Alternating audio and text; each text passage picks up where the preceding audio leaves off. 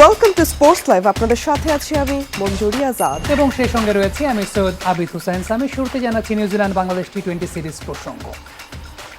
২৮ রানে হেরে গেছে বাংলাদেশ এবং টসে জয়লাভ করে সেক্ষেত্রে দ্বিতীয় ম্যাচে অবশ্য আগে বলতে হবে বৃষ্টি আইনে ২৮ রানে হেরেছে বাংলাদেশ, কারণ অনেক কনফিউশন ছিল। শুরুতে ১৭০ রান তাড়া করতে নেমে বাংলাদেশ ৭ উইকেটে ১৪২ রানে থেমে যায়। এর আগে গ্লেন ফিলিপসের 50-তে ১৭ ওভার ৫ বলে ১৭৩ রান করে স্বাগতিকরা।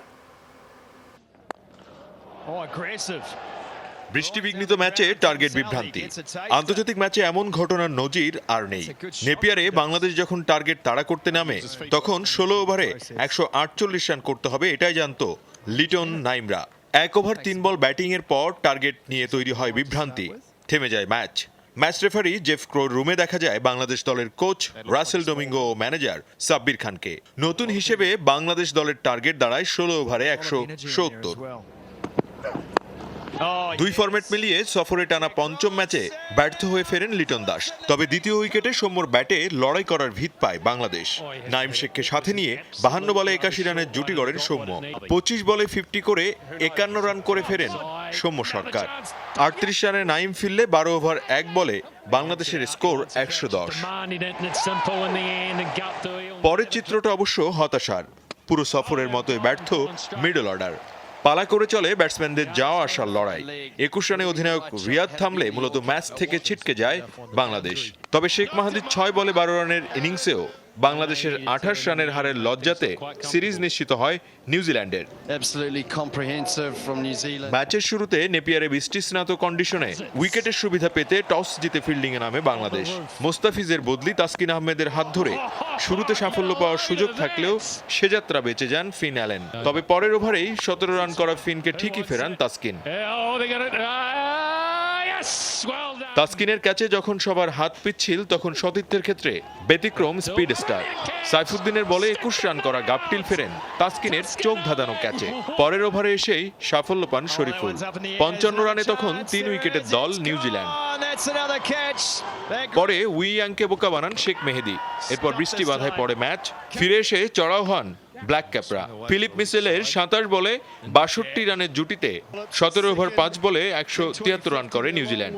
আবারও বৃষ্টি বাধায় আর ব্যাটিংয়ে নামা হয়নি স্বাগতিকদের, কিন্তু ডাকওয়ার্থ লুইস পদ্ধতিতে ওই টার্গেটও বাংলাদেশের জন্য ছিল পাহাড় সমান। সালাউদ্দিন সুমন, যমুনা স্পোর্টস। আজকে শুরুতে কথা বলার সময় আমি অনেকাংশে ধাক্কা খাচ্ছিলাম। তার পেছনে কারণটা হচ্ছে আজকে পুরো ইনিংসটাই একটা আসলে ধাক্কা খাওয়ার মতো ব্যাপার, কারণ সবচাইতে বড় ধাক্কা খেয়েছেন স্কোরাররা। আমি জানি না ডাকওয়ার্থ লুইস মেথডের যে হিসেব নিকেশ হয়েছে সেই হিসেব নিকেশ তারা কেন শুরুতে করতে পারেননি। শুরুতে একটা সামারি বলে দিই। সামারিটা হচ্ছে বাংলাদেশ টসে জয়লাভ করে ফিল্ডিং করার সিদ্ধান্ত নিয়েছে এবং ১৭ ওভার ৫ বল থাকতে খেলা থেমে গিয়েছিল। নিউজিল্যান্ড তখন করেছিল ১৭৩। এরপর যখন বাংলাদেশ ব্যাটিং করতে নামে সেই সময় বাংলাদেশের সামনে কোনো লক্ষ্যমাত্রা ছিল না। আমি পার্সোনালি ক্রিকইনফো কিংবা ক্রিক বাজে দেখতে পাচ্ছিলাম সেখানে ১৪৮ বলা হচ্ছিল। এরপর ২ ওভার যাওয়ার পরে বলা হলো যে না, ১৭০ হচ্ছে লক্ষ্যমাত্রা।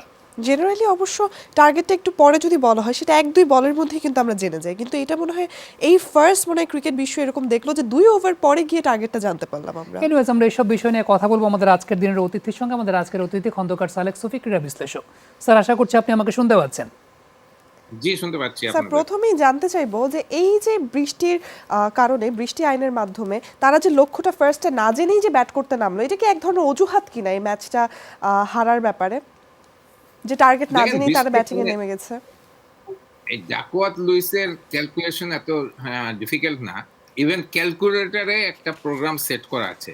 খেলা যেখানে শেষ হয়ে যায় সেখানে কত উইকেটে কত রান হয়েছে, কতটুকু বাকি হয়েছে, ক্যালকুলেটরে ওটা ফিট করলে, সেট করলেই রেজাল্টটা পেয়ে যাওয়ার কথা।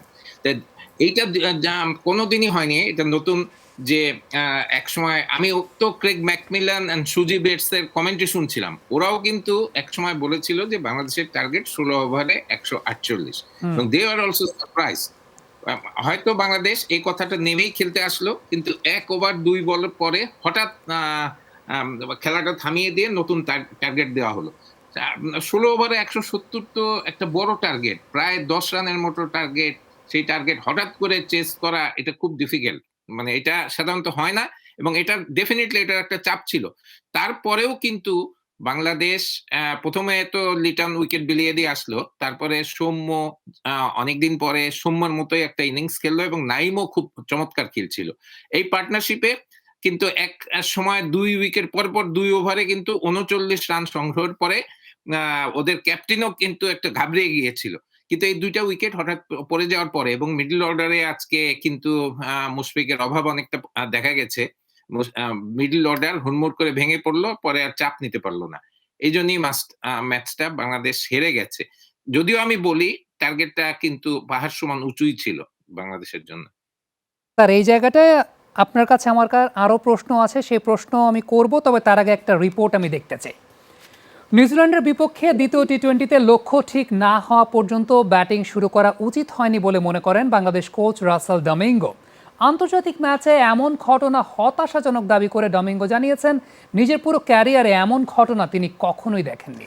তবে ২৮ রানের হারের ম্যাচে এটিকে কোনো অজুহাত হিসাবে দাঁড় করাতে রাজি নন ডোমিঙ্গো। আর টপ অর্ডারে সৌম্য নাইমের ব্যাটিংয়ে শেষ ম্যাচে ভালো কিছুর আশা করছেন অধিনায়ক মাহমুদুল্লাহ রিয়াদ। নেপিয়ারে দ্বিতীয় টি-20 শুরুতেই বাংলাদেশের টার্গেট নিয়ে তৈরি হয় বিভ্রান্তি। মাহমুদুল্লাহদের ২৮ রানের হারে ম্যাচ অফিসিয়ালদের এই ভুল প্রভাব ফেলেছে দলের সাজঘরেও। ইনিংস শুরুর পর দ্বিতীয় ওভারে ম্যাচ থামিয়ে নতুন টার্গেট, এমন কাণ্ডে বিস্মিত নিউজিল্যান্ডের ওয়ানডে অলরাউন্ডার জিমি নিশামো নিজে টুইট করে বলেছেন, লক্ষ্য না জেনে কিভাবে রান তাড়া করা সম্ভব। আন্তর্জাতিক ম্যাচে হাস্যকর এমন ঘটনায় বিস্মিত বাংলাদেশের কোচ রাসেল ডমিঙ্গো। ব্যাটসম্যানরা ক্রিজে, অথচ তারা জানে না তাদের টার্গেটটা কি। আমার পুরো ক্যারিয়ারে এমন ঘটনা এবারই প্রথম ঘটলো।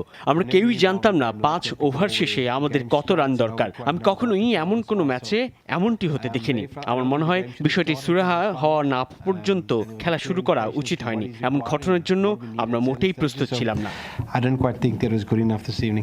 ১৪৮ রানের বদলে বাংলাদেশের নতুন টার্গেট দাঁড়ায় ১৬ ওভারে ১৭০। বিষয়টি নিয়ে সাথে সাথেই ম্যাচ রেফারি জেভ ক্রোর সাথে কথা বলেন কোচ রাসেল ডমিঙ্গো, কিন্তু ততক্ষণে আমাদের কাছে যে ব্যাখ্যা দেওয়া হচ্ছে তা হলো সাধারণত ইনিংস শুরুর ১-২ বলের মধ্যে তারা লক্ষ্য নির্ধারণ করে ফেলে, যদিও গতকাল সেটিও হয়নি। দেখুন, এসব হতাশাজনক হলেও এটাকে অজুহাত হিসেবে দাঁড় করাতে চাই না। তাদের টার্গেট আগেই চূড়ান্ত করা উচিত ছিল। এখন আর কি করার আছে? শেষ ম্যাচে ভালো কিছু প্রত্যাশা করছি।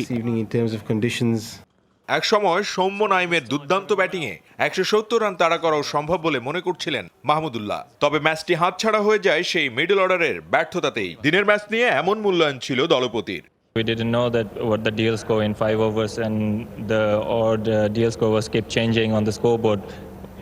So it was a bit confusion. Mentioned that Naeem and Shomo batted really well, gave us the momentum to get into the game. ১ April অকল্যান্ডে স্বাগতিকদের বিপক্ষে শেষ টি-20তে মাঠে নামবে বাংলাদেশ। সালাউদ্দিন সুমন, যমুনা স্পোর্টস। খন্দকার সালেক সুফি আমাদের সঙ্গে যুক্ত রয়েছেন। স্যার, আমি একটু জানতে চাইবো একটা বিষয়, আপনার অ্যাসেসমেন্টটা কি আসলে? আমি দেখছিলাম যে সৌম্য সরকার ব্যতীত অন্যান্য ব্যাটসম্যানরা ট্রাই করছেন বিগ শট নেওয়ার জন্য, অ্যাটেম্প নিচ্ছেন, কিন্তু স্ট্রাগল করছিলেন। আলটিমেটলি নিউজিল্যান্ডের বোলাররা কি টাইট বোলিং করেছেন, নাকি সেখানে বাংলাদেশি ব্যাটসম্যানদের বিগ শট খেলতে পারার ইনক্যাপাবিলিটি কাজ করেছে? দেখেন, বাংলাদেশের একটা প্রধান দুর্বলতা যে বাংলাদেশের বিগ হিটার্স নাই। মানে আমাদের লাস্ট ৪ ওভারে তাড়া করে বা ৫ ওভারে তাড়া করে ৪০-৫০ রানও করা যায়, এই ধরনের মাসল পাওয়ার দিয়ে বিগ হিটার কিন্তু ওই দিকে নাই। এবং একইভাবে বাংলাদেশের আরেকটা দুর্বলতা যে বাংলাদেশের বোলিংয়েও কিন্তু ওই লাস্ট যে ডেথ ওভারগুলি থাকে সেখানে ইয়র্কার করে উইকেটগুলি ভেঙে দেওয়ার মতো বোলারের অভাব। এই দুইটা অভাব, সম্মিলিত অভাবের কারণেই কিন্তু বাংলাদেশ হেরেছে। এবং ডেফিনেটলি সৌম্য বা নাইম বা ছাড়া, মাহমুদুল্লাহ ছাড়া এই টিমে কিন্তু ওই সময় চাপের মুখে বিগ হিট করে বল করা সম্ভব না। আর ওরাও খুব ইন্টেলিজেন্টলি বোলিং করেছে। ওরা কিন্তু দে টুক অফ দ্য পেস, কারণ একটা সময় ওরা ওদের স্পিনার নিয়ে এসছে, স্পিনারদের তো স্ট্রোক বানিয়ে খেলতে হয়, এটা খেলা যায়নি। এবং কিছুটা বৃষ্টির কারণেও হয়তো বাংলাদেশ ঠিক মতো উইকেট ভিজা থাকার কারণেও হয়তো বাংলাদেশ ঠিক মতো খেলতে পারেনি ওই সময়। আর বাই দ্যাট টাইম তো টার্গেট খুব ডিফিকাল্ট হয়ে গিয়েছিল। আরো ২-৩টা বিগ ওভার, ১৮ বা ১৯ রানে বিগ ওভার যদি বাংলাদেশ করতে পারতো, তাহলে হয়তো এই ম্যাচটা জিততে পারতো। বোলিং নিয়ে কথা বলতে চাই। বোলিংয়ের ভ্যারিয়েশনটা টি-20 ক্রিকেটে খুব গুরুত্বপূর্ণ। আমি দেখতে পাচ্ছিলাম টিম সাউদি যখন বোলিংয়ে আসলেন সেকেন্ড স্পেলে, তখন দেখানো হচ্ছিল বারবার যে কতগুলো নাকেল বল তিনি করেছেন, কতগুলো বলে তিনি পেস ভ্যারিয়েশন করেছেন, কতগুলো স্ট্রেট ডেলিভারি করেছেন। আলটিমেটলি আবার বাংলাদেশের ডেথ ওভার্সের ক্ষেত্রে দেখলাম তাসকিন খুব এক্সপেন্সিভ, সাইফুদ্দিন এক্সপেন্সিভ, শরীফুল আজকে ভালো বল করেছেন। এই জায়গাটা কি মনে হয় বাংলাদেশের বোলার যারা আছেন এই যে ভ্যারিয়েশনের জায়গাগুলো আরও বেশি বেশি মাত্রায় রপ্ত করতে হবে, কারণ টি-20 ক্রিকেটে আলটিমেটলি ভ্যারিয়েশন না থাকলে তো সার্ভাইভ করাটা ডিফিকাল্ট। ডেফিনেটলি এটাও কিন্তু বাংলাদেশের বোলারদের একটা দুর্বলতা, যে বাংলাদেশ বোলাররা ওভারে 4টা করে ভালো বল করে, 2টা লুজ বল করে, ভেরিয়েশন নাই, একইভাবে প্রেডিক্টেবল হয়ে যায়। তো এই জিনিসগুলি বাংলাদেশের নতুন করে শেখার দরকার। ওয়ানডেতে কিন্তু উইকেট নেওয়ার থেকেও হয়তো ডেথ ওভারে উইকেট টার্গেট করে ইউ মিস আই হিট এইভাবে ট্রাই করা উচিত, কিন্তু অন্যান্য সময় কন্টেইনমেন্ট করতে হয়। কন্টেইনমেন্ট করতে হলে 6টা বলে যদি 6 রকম ভাবে স্লোয়ার ডেলিভারি বা ইয়র্কার বা 3/4 বোলিং করা প্রেডিক্টেবল হলেই কিন্তু ডিফিকাল্ট হয়ে যায়। আর ব্যাটসম্যানকে রিড করতে হয়, ব্যাটসম্যান কিভাবে খেলছে। যেমন আজকে দেখেন, আজকে আমাদের একটা ব্যাটসম্যানকে নাইমকেই তো বোধহয় বোল্ড করে দিল ওই ওদের যে ফার্স্ট বোলারটা, অ্যাডাম মিলনে। কিন্তু তাকে জানি বোল্ড করে দিল যে ল্যাপ শট খেলতে গিয়েছিল। ও কিন্তু ও আগেই কিন্তু পজিশন নিয়ে নিয়েছিল, তাকে ইয়র্কার করে দিয়েছে। জি। বুদ্ধিমত্তা দিয়ে খেলতে হয়। নিজের বোলিং একা করলেই হয় না, ওই ব্যাটসম্যানকেও রিড করতে হয়, what is trying to do, তাকে ওইভাবে রিড করে উইকেট নিতে হয়। স্যার, আমার আর শেষ you are- প্রশ্ন, সামগ্রিকভাবে আর একটা টি-20 রয়েছে, এই ম্যাচ থেকে যে পজিটিভ ভাইবটা বাংলাদেশ পেয়েছে, কিছুটা চান্স তো তৈরি করতে পেরেছিল, সেটা তো আমরা দেখতে পেয়েছি। আলটিমেটলি থার্ড টি-20তে আপনি কি এক্সপেক্ট করছেন? আচ্ছা, আমি থার্ড টি-20তে রুবেলকে খেলাতে চাই, কারণ আমি দেখলাম যে আমাদের সাইফুদ্দিন কিন্তু প্রেডিক্টেবল হয়ে গেছে। সাইফুদ্দিন কিন্তু খরুচে বোলিং করেছে, যদিও সাইফুদ্দিনের ব্যাটিংটা কাজে লাগে, প্রথমটা ব্যাটিংটা কাজে লেগেছিল, কিন্তু আমি দেখতে চাই যে শরীফুল, তাসকিন এবং রুবেল একসাথে হয়ে কি করতে পারে। আর আর যদি সম্ভব হয়, আমি জানি না, যদি সম্ভব হয় 4 জন পেসার খেলানো, এবং সেই ক্ষেত্রে আলামিনকেও নিয়ে আসা যেতে পারে। আলামিন কিন্তু লেফট হ্যান্ড, আমি যতদূর জানি, দেখেছি যাকে, লেফট হ্যান্ড ব্যাটসম্যানদের এগেইনস্টে ভালো বোলিং করে। Well sir, thank you very much for your suggestion. আশা করছি এই সাজেশনগুলো টিম ম্যানেজমেন্ট বিবেচনা করতে পারে। আমরা অবশ্যই বাংলাদেশের জয় কামনা করব, অন্তত একটা ম্যাচ বাংলাদেশ নিউজিল্যান্ডের মাটি থেকে জিতে আসবে সেই প্রত্যাশায় আপনাকে এখানে বিদায় জানাচ্ছি। অসংখ্য ধন্যবাদ আমাদের সঙ্গে যুক্ত হওয়ার জন্য।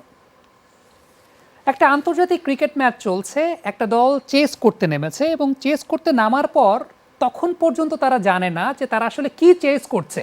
2-3 ওভার পর তাদের সামনে একটা লক্ষ্যমাত্রা দাঁড় করানো হলো, একটা পাহাড় সম লক্ষ্যমাত্রা।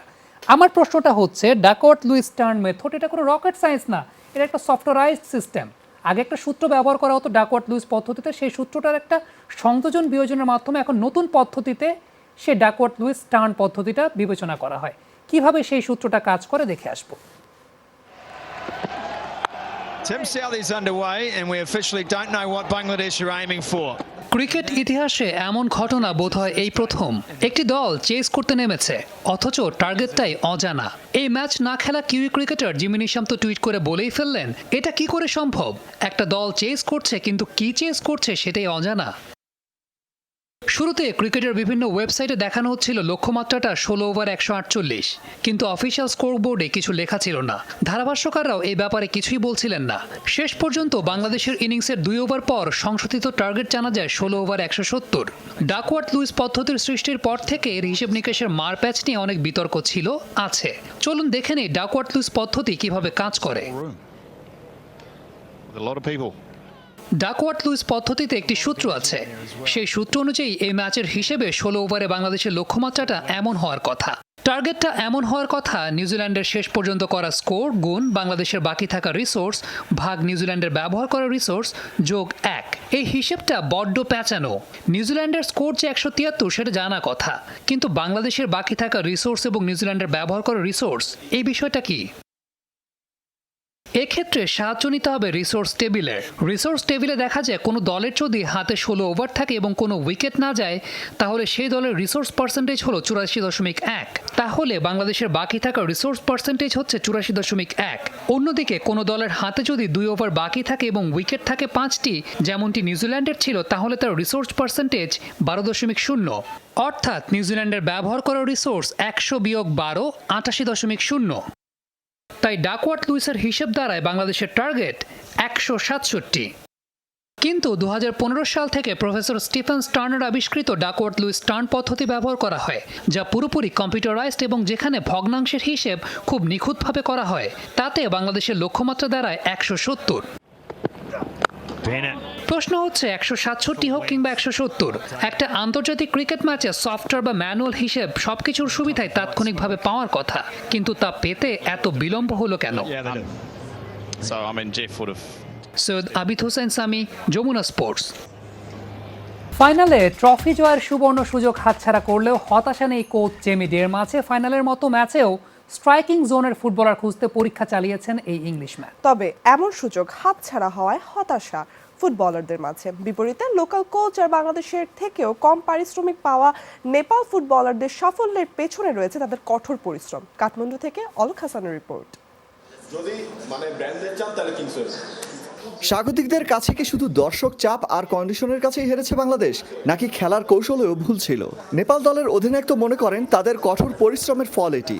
Right now they are so much fit, they are so much discipline on the pitch, and that's why I think we dominate to Bangladesh here. গেল 1 বছর ধরে লিগ নেই নেপালে, কিন্তু বাংলাদেশে ফেডারেশন কাপ শেষে লিগের প্রথম লেগও এরই মধ্যে শেষ। নেপালে এসেই কাজী সালাউদ্দিন বলেছিলেন ক্লাবগুলোকে ধন্যবাদ খেলোয়াড়দের ফিটনেস ধরে রাখার জন্য। টিমের অবস্থা ভালো, টিমের ফিটনেস আছে এবং এই ফিটনেসের পিছনে প্লেয়াররা যেরকম আছে, আমি ক্লাবগুলোকেও ধন্যবাদ জানাই। কিন্তু ফাইনাল ম্যাচ পরবর্তী সংবাদ সম্মেলন এড়িয়ে যাওয়া জেমি দাঁড়ালেন বাফুফে সভাপতির বিপরীতে।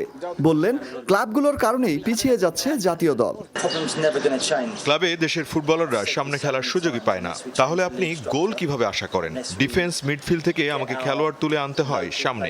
ইনজুরির জন্য আগামী 9 মাস জীবনকে পাবো না। শিরোপার জন্য খেলাটা আমার মূল লক্ষ্য ছিল না, তবে জয় পেলে ভালো হতো। এদিকে নেপাল কোচ বালগোপাল মহারজন জেমির থেকে কয়েক হাজার ডলার বেতন কম পান। গুঞ্জন শোনা যাচ্ছিল বাফুফে সভাপতির বিকল্প ভাবনায় থাকতে পারেন তিনি। নেপালের কোচ অবশ্য সরাসরি জানিয়ে দিলেন সুযোগ থাকলে কাজ করতে চান বাংলাদেশে। যদি বাফুফে বা বাংলাদেশের কোনো ক্লাব আমাকে ডাক দেয়, তাহলে আমি অবশ্যই সেই সুযোগ নেব। সেখানে কাজ করতে পারাটা সৌভাগ্যের। আর যারা মাঠে ছিলেন তারা এমন সুযোগ হারিয়ে হতাশ। কোচের পরিকল্পনা অনুযায়ী খেলতে না পারায় তাদের পড়তে হয়েছিল জেমির রোশানলেও। সেট পিসের যে প্ল্যানগুলো ছিল সেইগুলো আসলে আমরা ওইভাবে অ্যাভেলেবেল করতে পারিনি দেখে হয়তো আমাদের সাথে রাগারাগি করছে। কোচ আমাদেরকে এটাই বলছে যে তোমরা লিগে যেই খেলাটা খেলছো সেটাই এখানে খেলো, কিন্তু লিগের পারফরমেন্সটা আসলে যেরকম হয়েছে সবার সেই পারফরমেন্সটা আসলে এখানে আমরা করতে পারিনি। বাংলাদেশ দলের সাথে জেমির এই পথ চলাটা আসলে কতটা দীর্ঘ হতে যাচ্ছে সেটি কিন্তু এখন প্রশ্নের বিষয়। কারণ জেমি পরিকল্পনা করছেন বিশ্বকাপ বাছাই পর্ব নিয়ে, কিন্তু ফেডারেশন বা জাতীয় দল চাচ্ছে অন্য কিছু। অলক হাসান, যমুনা স্পোর্টস, কাঠমান্ডু, নেপাল। এই ছিল আজকের স্পোর্টস লাইভ। এতক্ষণ আমাদের সঙ্গে থাকার জন্য সবাইকে ধন্যবাদ। সবাই অনেক অনেক ভালো থাকুন। আল্লাহ হাফেজ।